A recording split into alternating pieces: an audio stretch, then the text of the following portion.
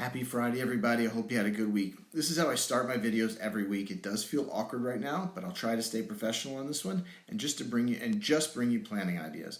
Our hearts are with those that have lost loved ones and those who are waiting to hear the fate of their friends and family. I don't want to forget those fighting on the front lines and those who support them. There are a lot of ways to help. So please contact me if you want to discuss some things that you can do. Today is October 13th, 2023. Yes, Friday the 13th, and this is your Friday planning video. I hope you're not superstitious, but if you are, I hope today goes smoothly. Let's get started. First, let me use this for some reminders. First, last week I asked for book suggestions.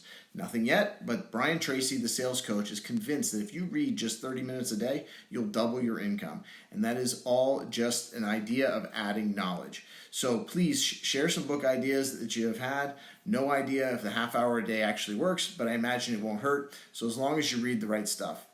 Also, reminder, it is RMD time for the required minimum distributions if you are of the age to do so. Remember that for 2023, if you turn 73, you are required to take RMD. As always, quick reminder, I don't give personal tax advice, so please allow your accountant and myself to work together to make sure to meet any requirements.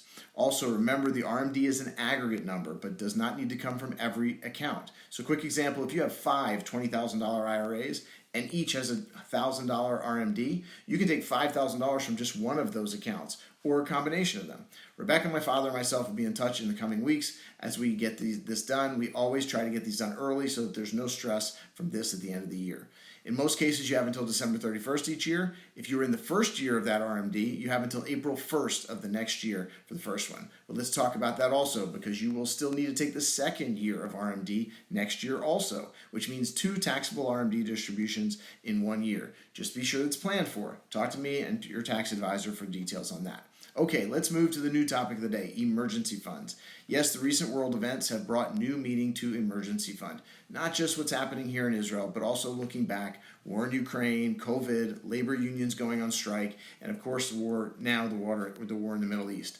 Let's go over a few of the emergency fund basics. First, this is true in so many of our initiatives. Start now. This is so important. Don't plan it all out on paper and do 1,000 calculations. Start now. It can be with $20 or $20,000 per month. Emergency fund is just that, a fund to help when unexpected expenses come up. Next, separate the money. Please note that the idea of an emergency fund cannot be in the clouds. You must put that money aside, really aside. In the past decade, this could even have been the piggy bank or under the mattress, and as one of my clients and I have discussed, this was just burying coffee cans of money in the backyard. This is not okay anymore, unless you really need to see and feel that cash. We spent a lot of time recently talking about cash management as interest rates are so high. So if you set up a special account for emergencies, please set it up to earn interest. Call me if you have questions on how to do that. The next step is make it automatic. If you have a corporate retirement plan, a 401k, 403b, you know what I mean? I've spoken a lot about this, setting up an automatic draw from your account to the emergency account. Again, no matter 20 or 20,000, it is important. You don't want to rely on your mood for sure to be sure to send that money from one account to the other every month. Next, and this could be the absolute most important part, know what this account is for and what it's not for. I call it the in case of emergency break glass money. Let's define what it is. It is not It is not for the last minute, I need a vacation trip to Cancun, or even, the iPhone 15 is out and I need that. This is not for recurring bills. That is important for you to work through with your budget on that one. What is this account for? This is for unexpected expenses. This is for that $2,500 in car accident expense.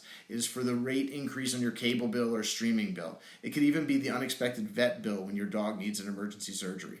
This is when you dip into this pile of money. Unexpected expenses should then be evaluated to know if they should be put into your budget for the following year or if they are truly one-off expenses. Last of the list, then to a practical, use the money when you need it.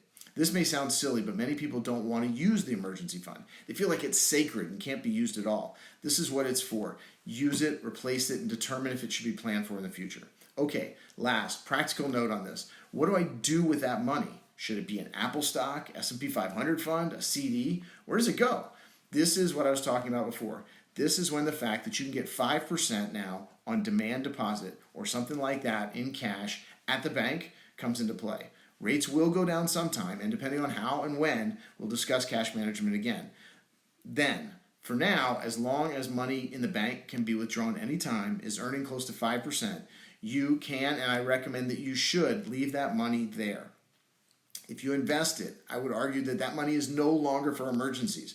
Murphy's Law is too ever present. If you have that, and I have seen this many, many times in 30 years, you will need that money exactly when the market's down, and you will not want to sell. So what I recommend you do is do not overfund for this, nor underfund for it, but maintain cash, take additional money that this is not emergency money, and that can be invested. Okay, emergencies are upon us no matter where you are and what you do. I don't have the game of life board with me, but it is unlikely that you'll be out $1,000 because your goat ate your neighbor's prize orchids, or $500 for new teeth, both expenses from the game, by the way. But there will be emergency expenses. Before I close, you may be saying, okay, you left out the most important question. That is, how much should I have in my emergency fund? And I left that out on purpose.